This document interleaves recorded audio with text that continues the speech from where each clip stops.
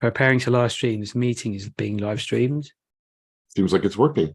It seems like it's working. Are we back on my channel for the We back should to be school? back on your channel. Finally, back to school, back on your channel. We are. And I still haven't uploaded we the are. videos from August. Sorry. Yeah, because we've got hordes of fans. We do. Is it? Could you check if it's working? Because Yes, I'll check. Thank you, because I think it is. Seems like it is. To be. This is what back to school is like in any school.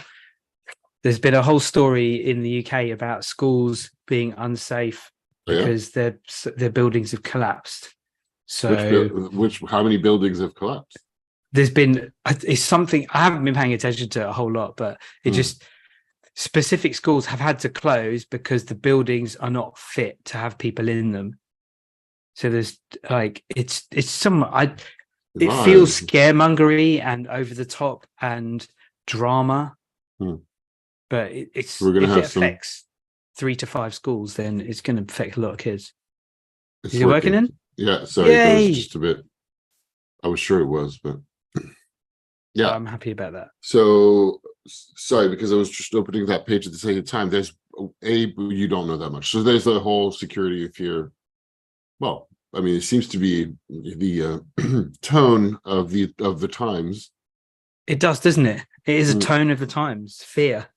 Be scared, worry, cost of living crisis, no money, everything's going, we're all gonna like explode in a big I haven't started picking up on political news at all because I'm preparing this course. So we were just talking about so there was something that you were actually just for background knowledge for the hordes of fan or any of the students that watch this. It's back to school time. It is September. It's back to school time. I soon have my courses with ISCOM starting. Those ones are fine. I'll modify some stuff, but it's I'm not particularly concerned about. But I'm teaching a new course starting tomorrow, Monday, at the American University of Paris. Yeah, it's got a cool name. It's a graduate course. So I also am learning about American universities, and it seems like graduate courses have a bit of mystique because it's like, ooh, graduate, it's a very high level.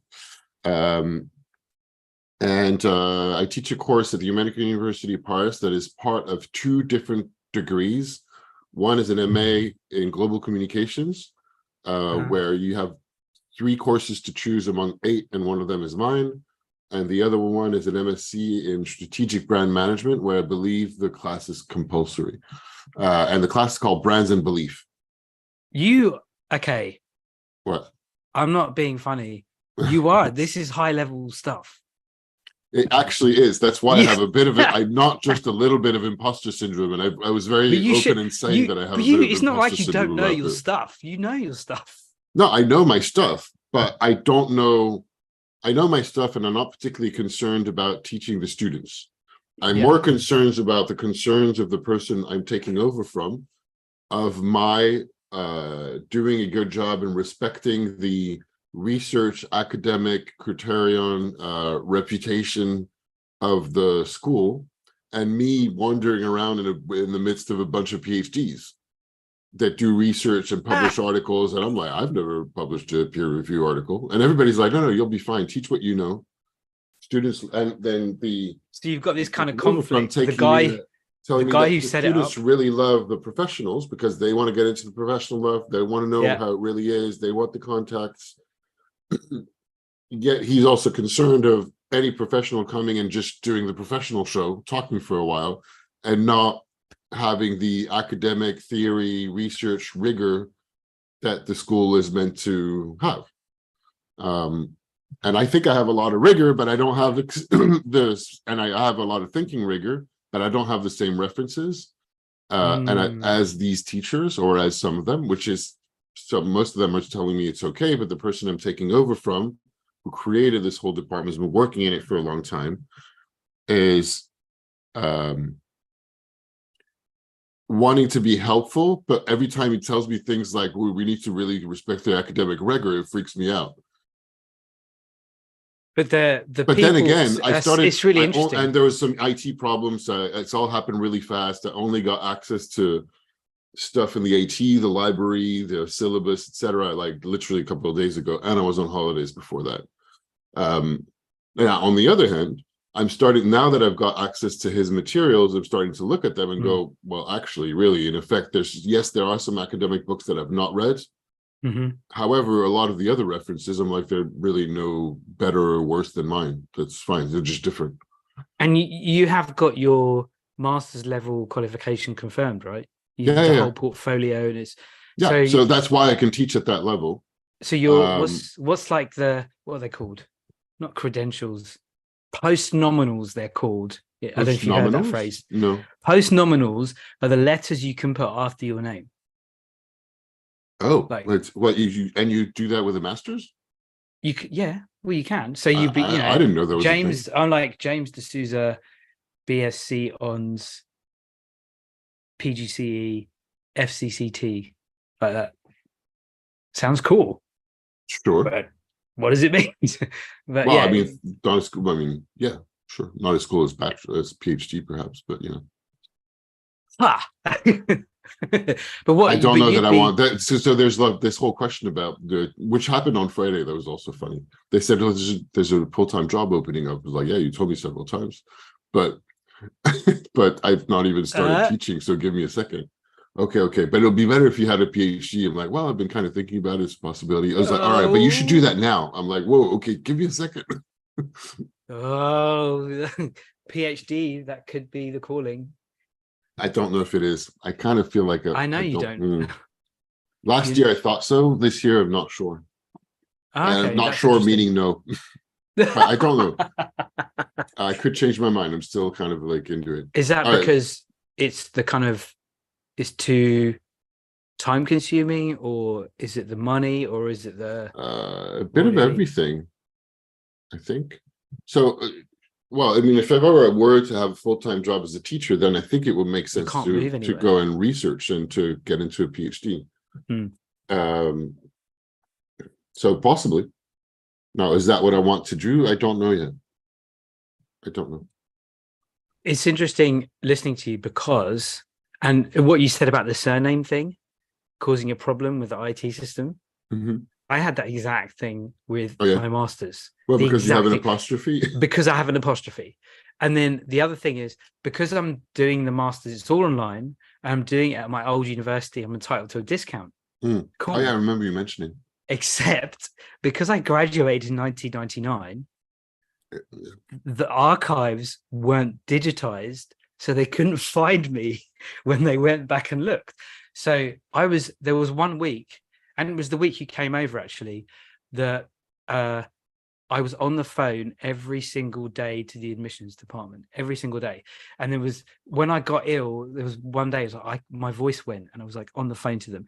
And I've been on the phone again almost every single day. Everything is now completely fine. I had the discount confirmed. I've paid for the first module. It starts on Saturday next week. 1 hour lectures online for 8 weeks. And then all the reading and then all the other stuff I'm going to have to handle. And I'm maybe not as much as you are, but I'm like, how am I going to do this? Yeah, it's a lot. And you have a lot of work to do, right? Yeah. And I'm very, very glad that I changed the way I teach last year, because if I don't know how many classes I have altogether. If say it's 10, for 8 of them, everything is planned. I don't have to do anything. It's all done. I can print something out, photocopy it, and go do the lesson. I don't need anything else. I don't need to worry about PowerPoint. I don't need to worry about anything. I can just go and teach. Yeah. All I have to think about is the interactions in the classroom, and which is really what it's about in school anyway. So, and then I'm going to have to worry about the marking and the whatever. But when I went to the orientation webinar, they were like, yeah, we know you have full-time jobs, and there might be times through the year where you need to like delay doing a module. So everything is just, you just have to pick up that module later. You've got like X amount. It's not 2 years. It maybe even you've got 5 years to complete it all or something ridiculous. So I'm like, okay. So, you know, if it does get too full on, I can pause it and all of that. So they're really supportive. But getting access to the online system was just so hard because of the apostrophe. And it took a while. It just, So, and everything, and I forget, because I think of university and I remember my experience, which was going to the library and photocopying books and like having to go into actual shelves and find stuff. Yeah. And now it's all online. Yeah. Now, the thing was mine is to get access to the LMS, the learning management system, where there are, well, basically, it seems like a lot of the teachers and the previous teacher I'm taking over from were, because I was trying to look for his materials and he's not very, he said he hates computers, basically. Or something like that. He was like, anyway, I've been asking him for to try to gauge the level of the students assignments from last year that were like really good or not that great, to try to just get a gauge of what to expect. It seems like pretty much the same kind of expect, because the other one is like really practical, business oriented. The students are working. I'm meant to be practical, whereas this one is meant to be, and this course in particular is meant to be the particularly theoretical approach to the degree. It seems like. So what was I saying? So I finally got access to this Blackboard. Anyway, it doesn't matter. You use Blackboard. So that's what I'm going to be using, a thing called Blackboard. Yeah, that's the learning management system. It seems like most of the teachers are professors. That's what I am, apparently. Are using it mostly as essentially a glorified Dropbox to communicate with students. But apparently you can do other things with it, such as quizzes, updates, automatic updates, notifications, reveal little by little things. But ultimately it seems like there's the syllabus, then you can create folders that are visible or not with materials, PDFs, links to things. It's very similar. At my school we use SharePoint, but Blackboard is what I'm going to be using. So I'm learning about that. It seems really cool. And I mean, as cool as any kind of software management system can be, just I started looking at it I got access to it on Friday. So and that's really funny. Let me read You're like the other side of me. You're the teacher side at the level that I'm studying. You want to have Professor van der Horst. Yeah, the blurb about the course from the American University of Paris catalog. Oh yeah, tell me. So brands and belief, and this is what the students had to go with to choose whether they wanted to do it or not, if they have the option. Okay. This course examines the evolution of critical advertising and brand analysis, with a particular emphasis on learning how people come to identify with and believe in brands. It includes an analysis of how brands work as systems for producing differences between themselves by creating imaginary possible worlds associated with brands. Students learn tools of semiotic and linguistic analysis, and this is particular because the person I'm taking over from is a semiotician and a linguist. Analysis, the semiotic and linguistic analysis, and analyzing brands and how they relate to each other. Each student completes a communication audits of a brand. That's like the big exercise they have. Which ultimately is a very practical exercise, to be honest. Examining all aspects of his communicative strategies, from package design to employee behavior, clothing, architecture, and shop design. The course will also examining how branding has now extended beyond consumer brands to such areas as NGOs and politics, political parties as brands, and politicians as brands. There's a lot. And there's the learning outcomes, which is my main goal, essentially. And there's 7, 4 that belong to the whole degree, and 3 that are specific to this course. The last 3. So the first 4 are related to the whole program. Be aware of key issues and debates about globalizations and their relationship to forms of global media and culture. Develop critical perspectives on major concepts and theories in media studies, communications, and cultural studies. Develop practical competence in the field of contemporary communications. In addition, they'll develop practical skills in conducting semiotic analysis and brand audits. Students will come to understand and develop critical perspectives on branding and the global circulation of meaning. And is this now into what your brands and belief is? This is all now. The first 4. Wait, let me just go to this other one because I'm not sure. I have doubts. Because you said some of them were for the whole course as a whole, and some of them are specifically about Browns and belief. Yes, but they're not in the right order. Oh, that's confusing. Yeah, well,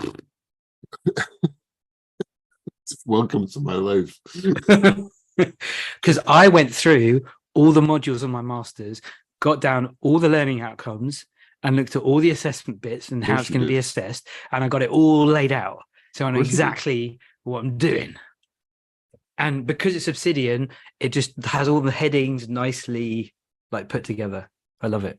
But you know, I find there's a slight discrepancy between what's listed on the website and what I have listed in last year's syllabus. That would annoy me intensely. They're not in the same order, and they're not.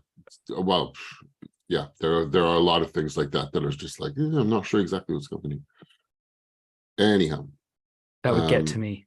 That would really get to me. That would at least the course that I'm doing. It does seem to all like things match up.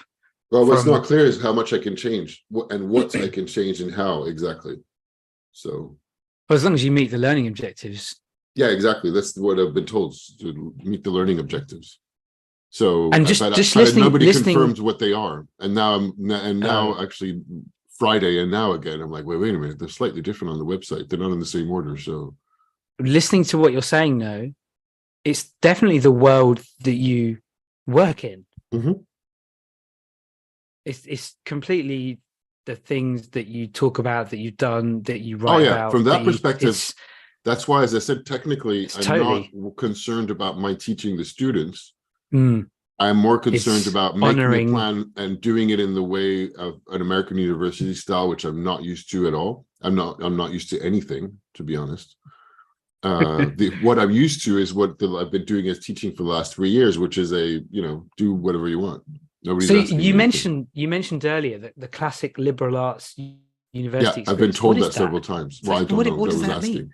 So it seems to be like what's the a model where there's a lot of reading in between class, and so the class is not so much about covering content and teaching as much as discussing what was read, so that technically, but then it depends on the models of classes. So apparently, okay. And it's also a cultural thing that I don't understand, and I've had to ask that exact question because I was like, okay, yeah, absolutely. So what does that mean? What's the classic liberal arts college? I was like, I was like, no, I don't. Well, you're just discussing things and thinking, and I'm like, yeah, that seems vague. I don't. What is the concern here? Isn't that what we do? So I'm not sure what a classic liberal arts college thing. It seems to be really wide open discussions. Trying to be as keenly, rigorously intellectual and develop critical thinking in conversations during classes and seminars with students. So I've been talking about it with my girlfriend who studied in the States to try to understand what that means. Right. Yeah. Like how things are taught over there, which is very different. What does she say? In the French school, I tend to do a lot of lecturing. Also, in part because I'm like, well, I got to teach the content. Yeah. And I'm meant to do a lot more interactive discussion-based classes, but the majority are French, and they're really not used to that. And it seems like the other thing to navigate, I guess, is it seems from what I'm hearing, I don't know, I'll find out with my class and my students. So what I'm talking about are generalities and stereotypes. The generalities and stereotypes. So on the French side, they're trained to listen, try to do the right thing, absorb the content. And the American side at this level, it seems like they're used to very much talking about things, but not really reading. So you end up just having an opinion-based conversation, right, of whoever talks most and loudest, right, which is what I want to avoid as well. I'm like, I don't really care necessarily just about your opinions. And apparently things can get quite heated. But it's encouraged to have this kind of conversations. But you need to steer them towards being thinky. You've made me realize that you get those things in the US, like the cliff notes, the study notes, the kind of shortened version of everything. So that's why people don't read the books, because they just read the notes about the book and then turn up. and then sound like they know stuff when they don't. So the phrase you used was really cool, like an opinion-based discussion without any kind of depth. Then somebody starts spouting their beliefs and opinions, and I'm like, well, I don't really necessarily care what you believe. I want to know what you think of the material. I so want you to say that in the lecture, that exact phrase. I don't really care what you think. I want to know what you think, what you're. I care what they think. I don't care what their opinions are. I don't really care what your opinion is. I want to know what you think based on the material you've read. I think that's a cool phrase. I think that's a really cool phrase. Thank you. I don't care about your opinion. Brands and belief. What do you believe? I don't care what you believe. I want to know what you think based on the. And as usual, I'll probably go back to dictionary definitions. So I have to figure out the best way to recreate this thing, and I keep being pulled and hesitating on, like, well, maybe I should really learn and read all the stuff that he had before. But it's also, I can't teach like he does. I'm not him. Oh yeah, this is the classic thing. I'm really torn by this, and I'm like, and also all he teaches and who the teacher was and the material seems really interesting. So I'd like to read it, but I can't include it in my syllabus because I don't know it, and it's probably not how I would do it.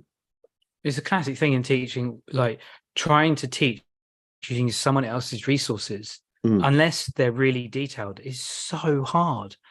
It's so hard. I tried teaching using someone else's PowerPoint, and I can't. Even when we buy resources off the shelf, their PowerPoints, I hate them. I just can't use them because I find it so limiting and constricting and like horrible that I just forget it. And then I'm doing my own stuff, which is just reinventing the wheel, which is like pointless. So my approach now that the way I've built it, and I was talking to a new teacher at school about this because we had a teacher training on Friday.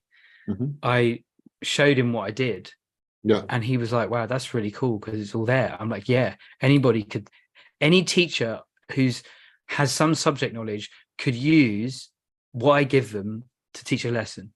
And I'm like, you don't need anything else. You don't need a computer, technically. You just need a piece of paper and a board.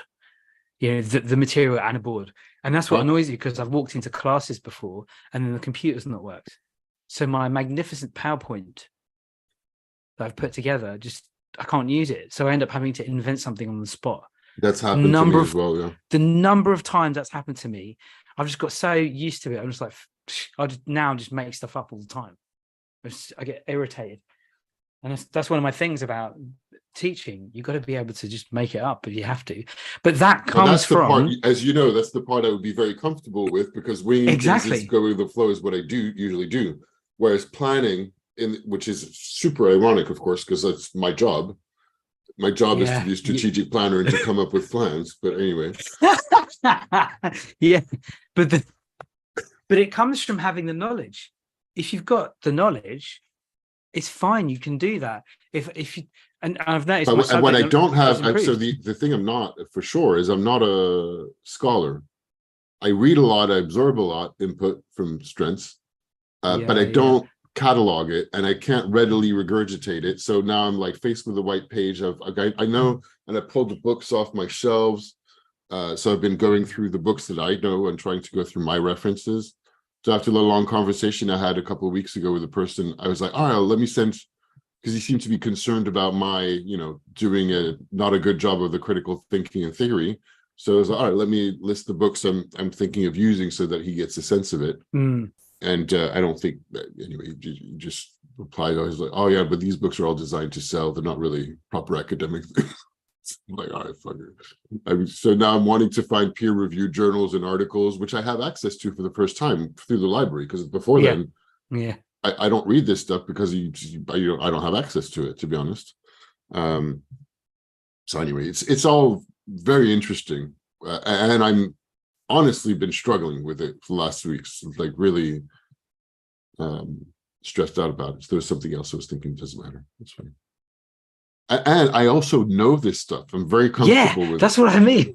But you know it in the sense that's most important, in a practical, let's make money, contribute to the bottom line sense, rather than this super theoretical talking to students in academia sense.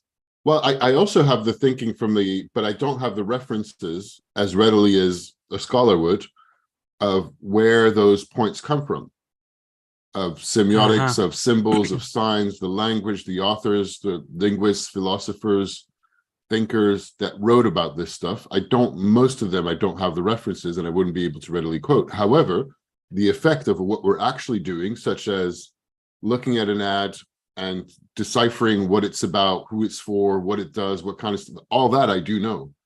I won't be able to tell you like which part comes from Saussure or which part comes from Wittgenstein, but I can pull apart an ad, the words, what it means, which is essentially what we're doing in the semiotic analysis. Sounds like a great kind of task. We've taken apart this ad. Go and find 3 academic references for how we've taken it apart. Actually, that's an interesting point. So you take it apart from your practical side, and then you get them to find the references academically, and then you have a discussion about it. Yeah. Oh, and a just slight tangent. Well, actually, maybe complete tangent, but it just reminded me of this because it's just so good. Throw in the middle of all this large language models. Of course. So on Friday, there was the big orientation meeting for all the new teachers, and apparently there's a lot of new professors. So there's a big room full, muggy, hot. And to any more questions, like we ran over time, talked about all sorts of stuff to do with all sorts of things. You know, so somebody's like, yes. So how about somebody mentioned AI? Do we have any? Does the school have an official, approach, policy, something? Yes. Well, we're aware of it and we're working on it. We're working on it on a statement right this second. But so far, it's just really each professor manages however they want to manage that. And Blackboard includes a plagiarism tool, which apparently there's a feature which is super experimental on being able to say where the words come from a large language model. However, there's also a lot of false negatives for people whose language is English is a second language. Yeah. Of which there are quite a few in the American University of Paris, because it's a very international organization. Yeah. Yeah. So great. I'm pretty sure my approach is going to be to talk about it tomorrow in my first class. And include in my slides summaries of the books offered by ChatGPT. And to share with them the presentation I've seen about large language models. To be fair. So that they understand what it's about. And I'm going to encourage them to use it because they should. Also, hopefully get at the same time that, I know that you're going to be using it, and I will know if you just like because I use it myself. Don't even try it. Yeah. Because I found ChatGPT very useful for exactly that, summarizing books.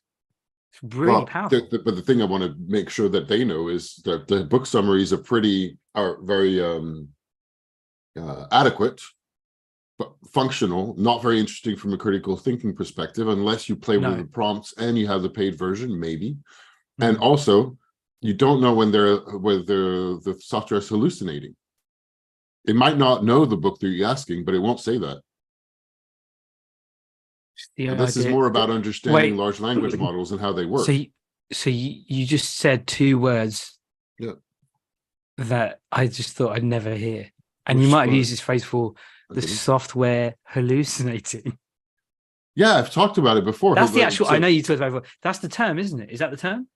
Yeah, it's a term. It'll make stuff up. Yeah. It will make stuff up. So I just want to make sure that the students know this. And in case they don't, it will make stuff up. It'll just, the program is not intelligent. So everybody's like, one of the biggest misnomers, which I think we've talked about before, which is also why I remind and call it large language model, because it's not an artificial intelligence. There's a lot going on that we don't understand that is extremely advanced, don't get me wrong, but you're not actually talking to somebody. Yeah, no, you're talking to a large language model that is trained to, and we don't even know how it works exactly or what it's doing, but it's generally trained to reply the most logical thing based on the sequence of words that you inputted. However, it's not actually thinking, it's not actually reasoning, it's not actually, but it fools us very well. But the thing to know is that it will reply to your questions. You do not know, because of copyright issues, and there's like a lot of copyright issues because the large language models have been trained on illegally on a lot of copyrighted content. So it will never tell you that it knows or doesn't know a book. It will still summarize it. It may not be accurate. Yeah, no, yeah. It's or most of the time you ask it to summarize a book without telling him, it might make stuff up because you don't know if it knows the book or not. It's likely to, but not necessarily. There's no reason for it. Yeah, if it's in the public domain, yes. So there's a lot more chance that it will do a very good job at summarizing a book from Plato than a very recently released book, say something released after 2021, which the free version of ChatGPT stopped training in 2021. So if you ask him for a summary of a book that was released in 2022, it's extremely highly likely that it's going to be making stuff up in the answer. I might have to try that. That's interesting. But this also is reminding me of one of the things about in teaching is that when you know stuff, because I know stuff because I'm a teacher, it's easy for me to assume that the pupils know stuff. And then there's also the flip side. If you don't know something, you have no foundation on which you can think critically or on which you can build something. Yes. And that's the kind of stuff I'm concerned about for my teaching. Yeah. Yeah. And this is something that goes on in teaching a lot. Like they talk about discovery learning and like children being able to discover and learn in their own way. Well, yeah, but nobody's going to learn anything if they can't read. And okay, there has to be some kind of somebody sitting down with someone else explaining something at some point. And I think there is, but even if it's a discussion, even if it's a storytelling, even if it's like the asking questions and telling stories, I think are the two of the most important things. Like what else is there really? Yep. That's how it all started, and then play. Yep. But it's what I find really worrying is everyone looking for the shortcut, especially students. They don't want to sit and read. Yeah, and apparently I've heard that from all the teachers that they don't want to sit and read. So we'll see. It's just irritating. And of course, the way, like Cal Newport says in Deep Work and stuff, is the way you differentiate yourself. Yeah. And the way you end up being able to make money is by learning how to do difficult stuff quickly. And it seems like, because this cocktail thing was for graduate students, and I talked to a couple of them because I was introduced at the end of the day on Friday. Oh, nice. Professor Vanderhorst. Professor Vanderhorst. There's one conversation that struck me particularly because this person was finishing and like had a last thing of starting an internship. I was very open about the fact that what they're really interested in is all the practical of like what is really going on. So because they want to know also, which way they want to go career-wise, which makes sense. But otherwise, the thing they're particularly interested in and over and above reading anything is contacts. Yeah. Help to get a job, a leg up from the professors. Yeah. And that's why, and I think that's why the teacher I'm taking over from is weary, because he still wants this thing to be, rigorous thinking, academic, research. And apparently there's a whole background going on of politics, of course, academic politics. Including the fact that my course is split between 2 degrees. So there's things going on there. Yeah. There's one degree that apparently the strategic brand management there's things going on. I don't exactly know what nature, but apparently you've been told that there's, some opinions grumbling. I don't know, like, well, we're not a business school. We should be teaching proper things like philosophy, literature, strategic brand management. What is this? This is not proper thing. Yeah, I get that with business. Business isn't a real. Yeah, one of the chemistry teachers who at my school was like, business isn't a real subject. Yeah. Okay. I get that a lot. So apparently that's also the world of the classic liberal arts college, whatever that Yeah, means. it is. Yeah. Yeah. You know, there are proper how many research peer-reviewed topics. subjects have you published? Yes. Yeah. Yeah. The contacts thing is very funny. Yeah, the Very funny. context thing is very funny. Because academics, how many contacts are they really going to have? Well, it seems like potentially a lot, from professionals coming to do a talk. Wow. I don't know, various Not interactions. like you, though. Surely you're like. What's funny is connected. I think they would hope that I have a lot of contacts, and I kind of do, but I kind of don't. I don't know. This is one where it's very difficult for me to measure. I'm sure I have more than most, but I don't realize it. But this is also where I do think that, as you've written on LinkedIn, because you've had a bit of, did you get a gig from writing on LinkedIn? I think so. I mean, it's not confirmed yet, and I'm hoping to talk to them tomorrow morning, but I had a really hot lead, and I should keep up with it because I was away busy with this whole teaching thing. So I didn't publish the last few weeks on LinkedIn. So my streak is just completely broken. But I also you woke up to like a couple of thousand impressions on your post because it got picked up by 2 or 3 posts like reached that much, and then there's one post that I thought would pick up and actually had less than 100 views, so it was throttled big time. Interesting. Throttled, is that the right word? Yeah, I think so. And I don't know why, but I'm suspecting it's because I use killer in the opening line. But it's a technical term. It was a category killer. It was talking about the closing of Bed Bath & Beyond and moving online. Yeah, I read that one. And you know, they were called category killers. And I mean, I don't know what it is, but something in that post makes it that it's not being shared by LinkedIn. I mean, not being made visible, even though I quoted a couple of important people. I thought I don't know, what you thought of the post? I thought was okay. Yeah. Did you think of it? I thought it was interesting. It wasn't something I thought about. It was. Anyhow, it is the practice of having, and this overlaps with, this overlaps with note taking and thinking, and the importance of being able to put your ideas together in a way that someone else can comprehend. I've found that the practice of writing and practicing in public is very powerful for getting my thinking clear. Because if I can't articulate my thinking, or I can't put it across in a way that makes sense and share it, then I don't really have a hope of being able to communicate with a bunch of teenagers. Yeah.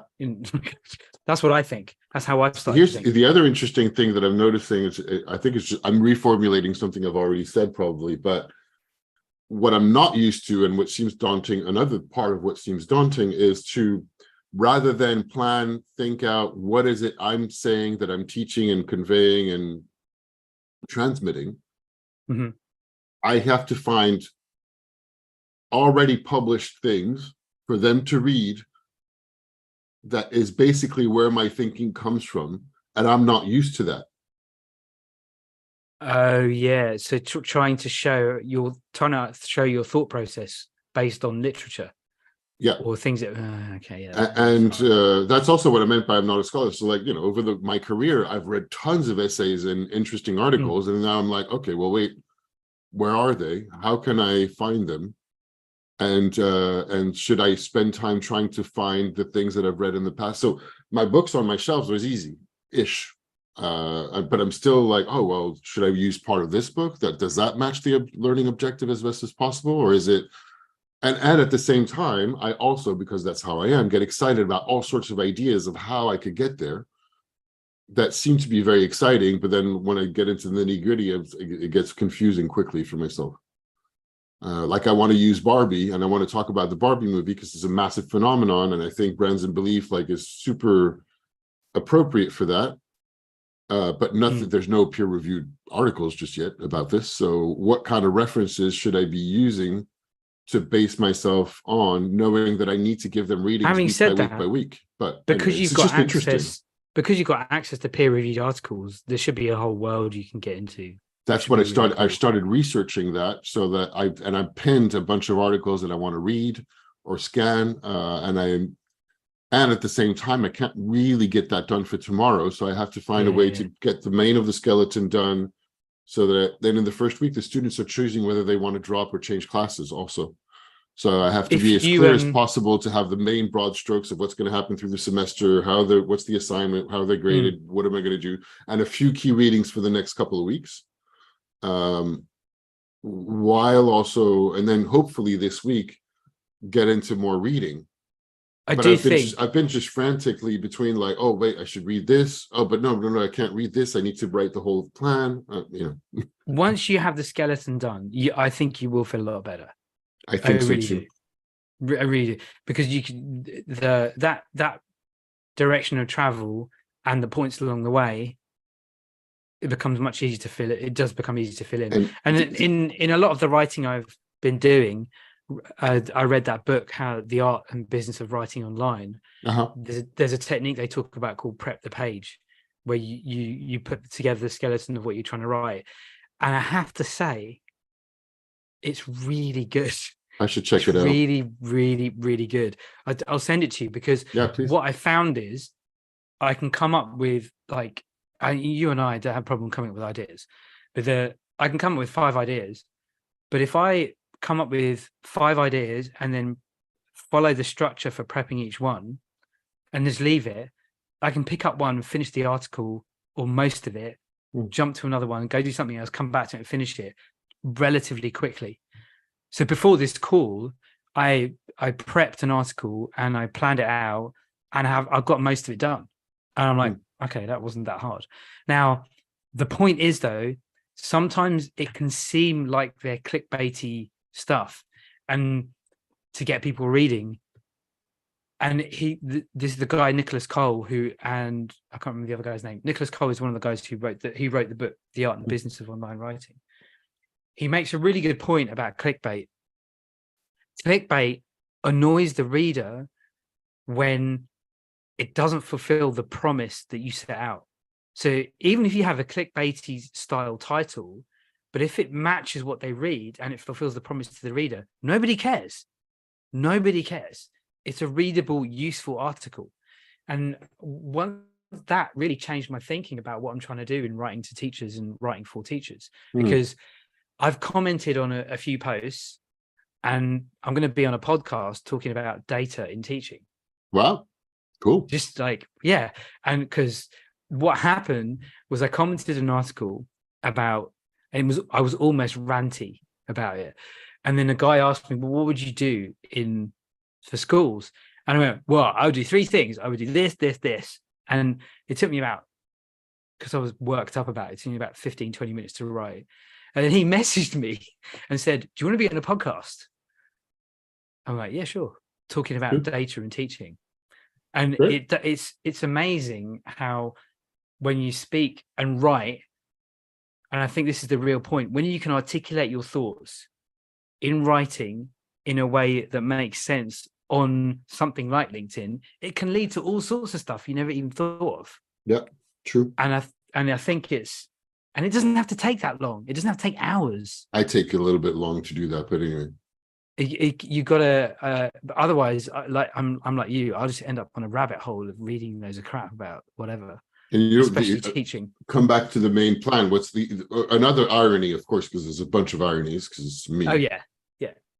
The previous syllabus has a very probably adequate, don't change it too much, broad strokes plan, which is called in the first part of the course, students will learn how to do semiotic analysis of brands and some techniques of market research. Second part of the course, communications audit. Third part of the course, study contemporary branding theory, changing role of brands in economic, social, and cultural life. Now, I'm probably going to do all of that at the same time, but there's a description in 3 parts that I'm job. Like, I'm going to change it slightly, the description, because I think, but maybe not. Anyway, I have the main broad strokes, I think. Yeah, you're honestly just listening to that, and like it's not like you're not capable. It really isn't. It's no. I know it's not capable. There's a format thing that I'm not used to, and I'm a little bit. Do you find it's constricting? Do you find format? it? Yeah. Do you find constricting squashes your thinking, or? No, I think it's just new, and it's not something I've trained for, that I'm just not used to it, and it all happens super fast. Okay. Constricting, I don't know. Well, I'll tell you one thing that I find it's probably good for me to learn about how to do some structure in advance. If I would have loved to have several months to plan for this, so I could read a lot of material and get ready for it. Yeah. That's the thing. It's just I feel like I don't have time to do this the way I would have liked. That's what I really don't like.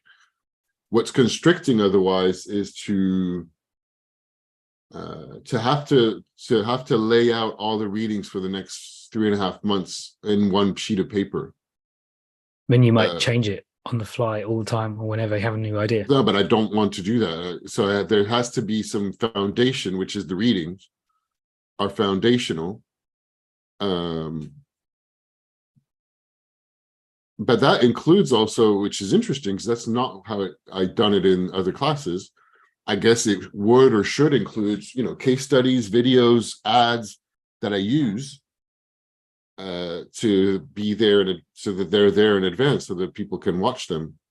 But that's going to be less difficult than putting together the reading. The reading is the most difficult. Yeah. And I can't. I think I'm also just. You don't only mean the physical reading. You mean finding the things that they should read, right? Yes. You mean both.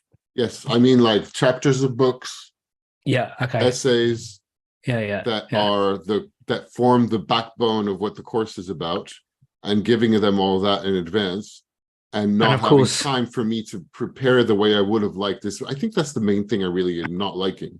And they're probably all the material is that you need is probably somewhere on your bookshelf, in your note taking, whatever. It's probably all there. Probably. But it takes a while to get back into it myself. Like, I've started ever since I learned about the course, and I spend time peering at books, but also being like just all over the place and a bit frantic, and waiting until the system worked and the contracts were signed before spending too much time on it. And now it's just, it's tomorrow. So. Yeah. And I'm used to doing things on the fly. It's like, all right, great, read this thing for next week, rather than they know what they need to read in November for tomorrow, or next Monday, really. But it's okay. I'll figure it out. And then every time I'm reading parts of the books that I've pulled out, I'm like, okay, this is super interesting. Matches totally. Okay, but is it essential? Is this the best way to achieve the learning objective and outcome? Oh man, yeah. Yeah, at some point. Is it just interesting for interest's sake, or does it give them tools and thinking and ways to analyze things? And anyway, yeah. You are this. I guess it's the experience. That's the difference between school and higher level professorship style things, when you really are the source of knowledge.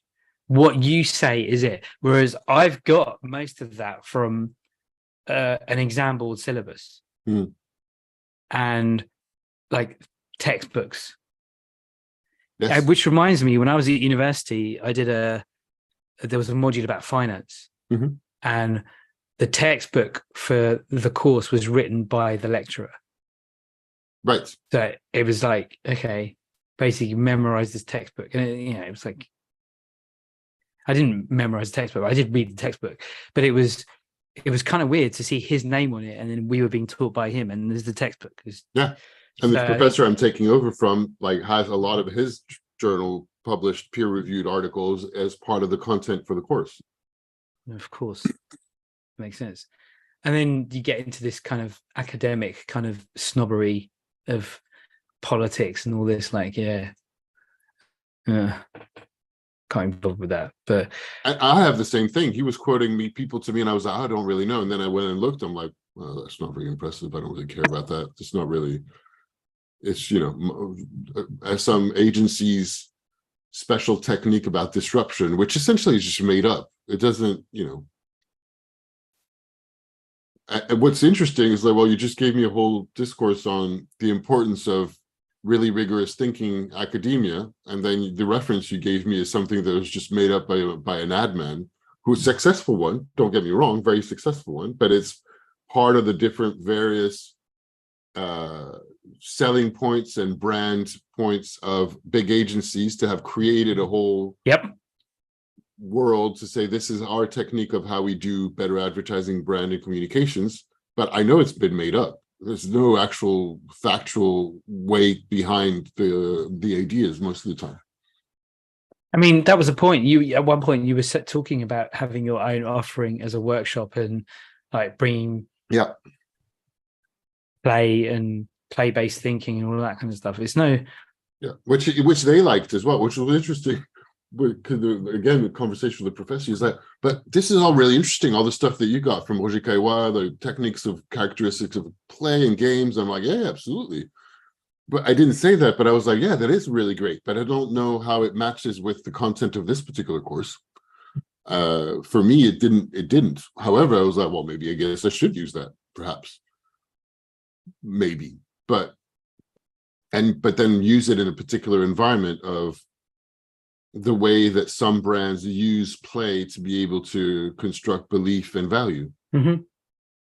Because humor works, because play works, because and this is where I have a lot of interesting and rich ideas about how to do it, but there's 1,000 different directions and 1,000 different ways, and I'm like, okay, I go, between, I could do all this stuff, and then I need to focus on like point 1, 2, 3.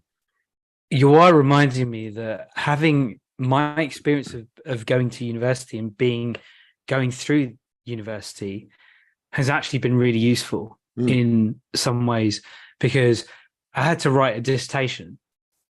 But what was interesting about my course is I'd studied for 2 years at uni, then I worked for a year in a marketing department, and then I did my final year. And then as part of my year in industry, I had to write something, which was basically a dissertation. And then when I went back in my final year, I had to write another one, because one for business, one for psychology. And because I wasn't doing single honors psychology, the single honors psychology guys, they had to come up with a study, do the hypothesis, do all the stats and do everything. But because I was combined honors, I had to do a literature review and write it up in the format that the university said and all that kind of stuff. And it was actually, what was it about? It was about brand image, actually. It was all about brands and brand image. And that process of having to write a formal document like that, and then having written all those formal documents and essays through the experience at university, was actually very useful. Yeah, and that's the kind of stuff I don't really have myself. Yeah, you don't have that, do you? But I remember in other conversations. Well, I mean, I've done some university, right? But not for that. But you were saying, like, when you talk about the French system of education, if no one sits you down and shows you how to construct an essay, then you don't get that. You just kind of have to learn it through doing it, because no one ever really tells you. I think you said that, right? Yeah.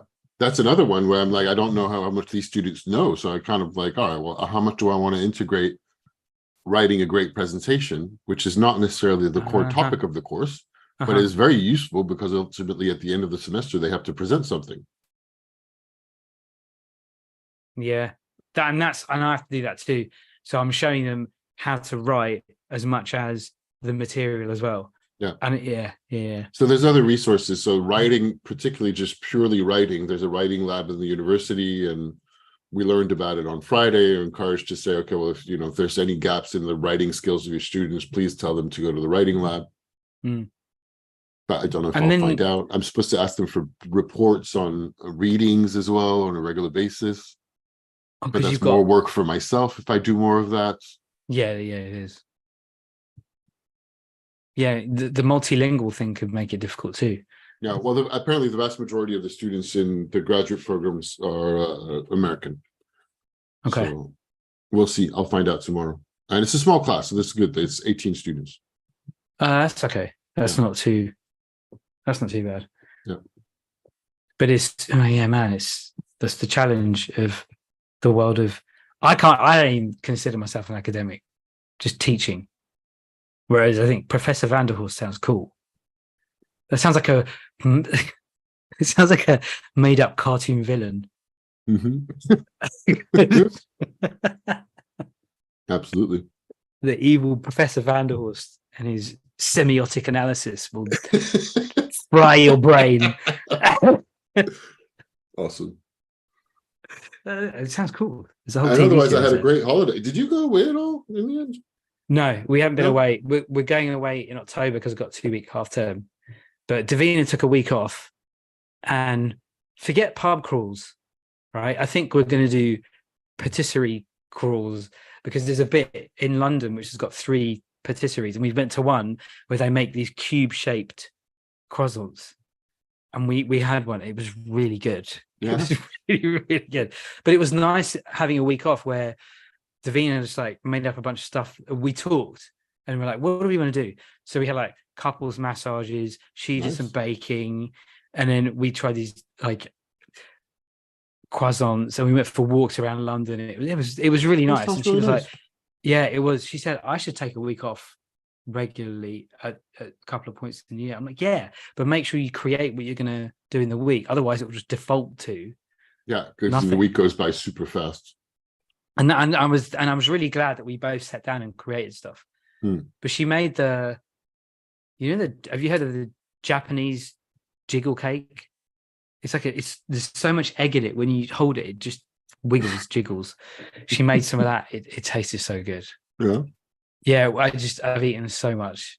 I just like, where are you going in October? We're going to Boston. Okay. And we're in the process of planning a whole kind of drive thing. Nice. We did the same thing when we went to Vancouver. Start in Boston, drive around, come back to Boston. That's cool. Yeah. I had a really nice time with the family.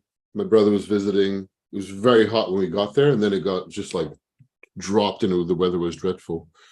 And we had a little adventure, just like 2 days, but it made a massive difference. With Katie, there's a little mountain train. There's a very old equipment that goes up in the Pyrenees Mountains. Oh, nice. With beautiful views. So we took that little train going up in the mountains, stopped, hiked up to ancient Roman hot springs, Roman baths, with beautiful view of the mountains in the valley. And then another hike. So it was actually quite more proper hikes than I thought it would be. It was half a day altogether, but I was hiking in my Converse, which was not ideal, but it was still fun. Beautiful area. And so in the end, it was 4.5 hour hike altogether, an hour and a half to get to the hot springs, stayed there for an hour and a bit, and then another about 3 hours, just under, to get up and down to the village where we stayed. And I had found a cheap Airbnb. It was really nice. Was that just you and Katie? Yeah, because I spent a week with all the family and everybody staying at my sister's, which was great, but and do a little bit of work, but not much. Just family time, hanging out. And that was like your mom, brothers, my sister, mom, my brother nephews. visiting from Dubai, my sister and my brother who are over there in the same village where they live, my nieces, nephew, not all of them, 2 of them were with their mom, but anyway, and and then I wanted to I thought it'd be nice to do something just the 2 of us just before coming back.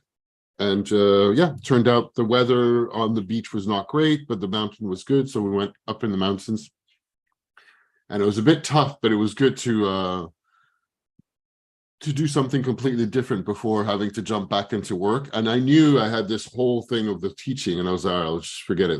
I'll deal with it later. Let's go and enjoy the mountains. I'll come back refreshed.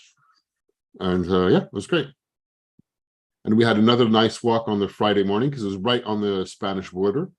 So we walked another hour to the town that's on the Spanish border, and had a hot, Catalan hot chocolate, bought some ham, and then walked back out of the border to catch the bus back. It was great. It was really nice. Beautiful. Really beautiful area. It was not too hot, a little bit of sun, but not too much. And it was really nice. It was cool. You crammed a lot in. Yeah, crammed a lot in. A lot of family time before that. There was just a lot of hanging out, chatting, drinking, hanging by the river. Which is needed. The other thing that I've been doing is I've still been skateboarding Oh yeah, cool. Like a little bit. I didn't do day. any of my new writing regime that I had just started and subsequently dropped immediately. And I have there's a possible writing workshop at the end of today. I Oh have yeah, you were no new talking about that. writing for the workshop that I really want to go to it. And at the same time, I need to get this syllabus mostly finished. Mm. There's a dinner with friends with Katie tonight. I think I really need to let go and just get it done in an efficient manner.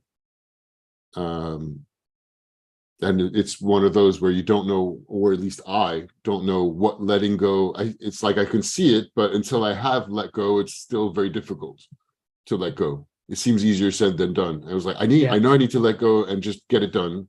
Not in a perfect way, to go to the simplest. But so far I haven't really let go because I keep looking at all sorts of stuff and thinking about all sorts of stuff. So hopefully after our call, I have a few hours of work and I can get it done quite fast. Hopefully, I've got to do something similar too. I've got a bunch of kind of medium-term planning to do for psychology, which is just It's not. There's not a lot of creating from nothing that has to go into it, but it's a lot of reformatting and rethinking the order of stuff that's just I've been putting off. Yeah. But then, so we had teach training on Friday. We've got teach training tomorrow, and then it's kind of from Tuesday back to school.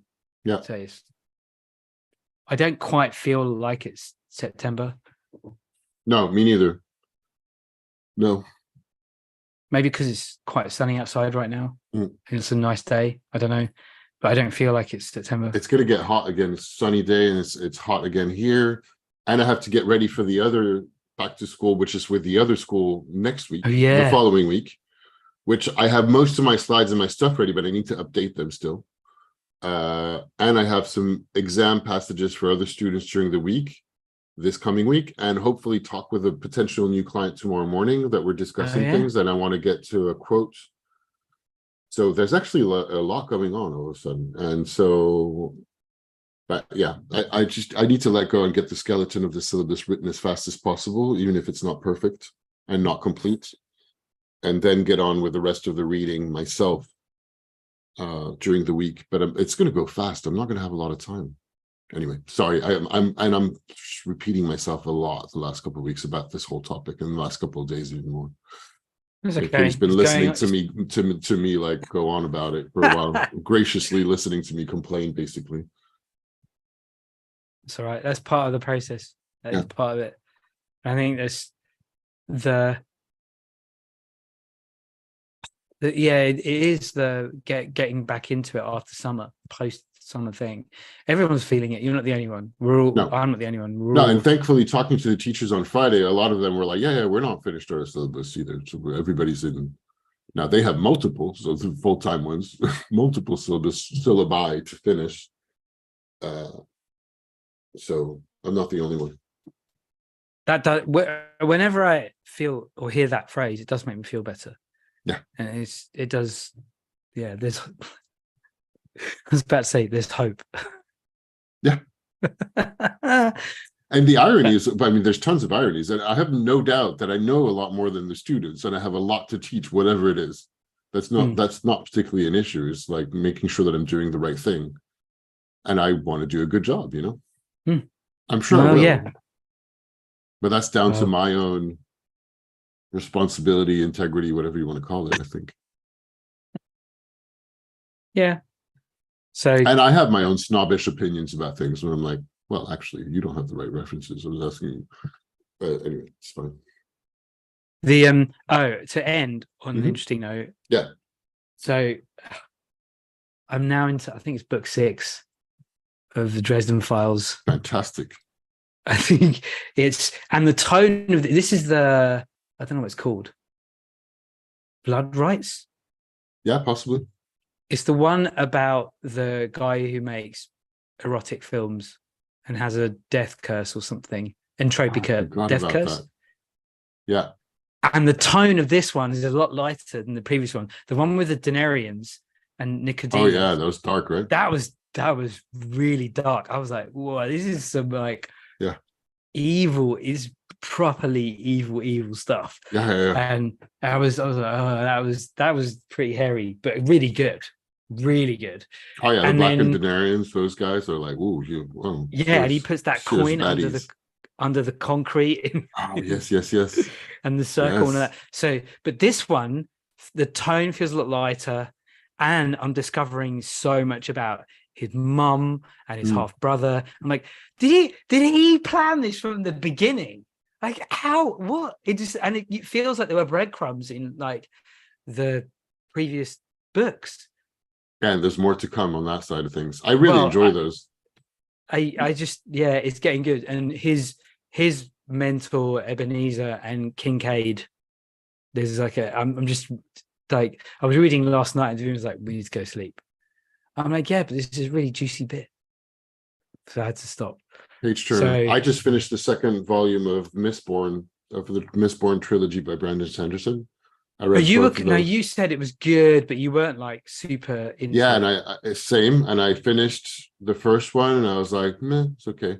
And I read the second one, which is even longer. And ironically, I didn't even like it as much as the first. And I was reading the raving reviews of people loving these books, and I'm like, I don't get it. I don't really like him, but it's still very page turner. I'm like, I should finish it. Might as well. I'll give him he writes action extremely well, and he packs a lot at the end of both books. So he seems to do a lot of construction, and then like there's 15-20% of the book that is tons of actions at the end. Okay. Kind of exhilarating, nonstop action movie. But I have a hard time saying, like, is it because I don't like his style? Is it because I've read a lot of this type of stuff? I don't find a lot of what he's writing compelling, but he's still very page turning at the same time. And I have a hard time saying exactly what it is. It seems to be very, very formulaic. And extremely well done. You say that, right? And he sells millions of books, but I don't really love it.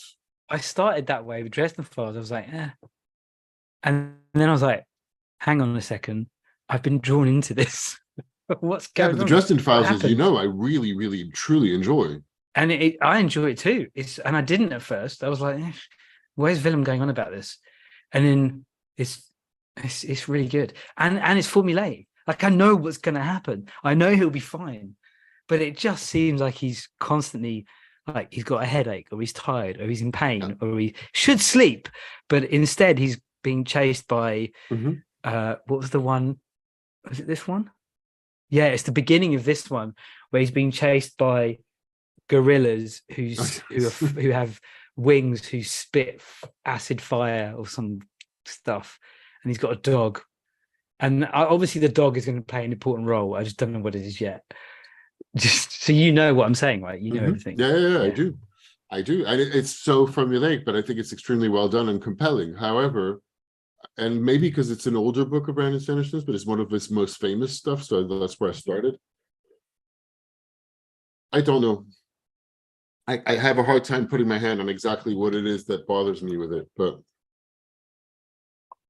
I think it's just, I'm not really into his style, I suppose, I guess. I don't know. I almost thought that water bottle was going to be a bottle of vodka. You know, like from the shot here, like just like you unscrew, it's like it looked like that. Yeah, it's a just water bottle. Well, it could be vodka. We wouldn't know. Yes, it could be vodka. You would not know what it is from here. Absolutely. I don't know if and on that note, to end. Yes. I think that is a good way to end. Yeah, absolutely. Great talking to you.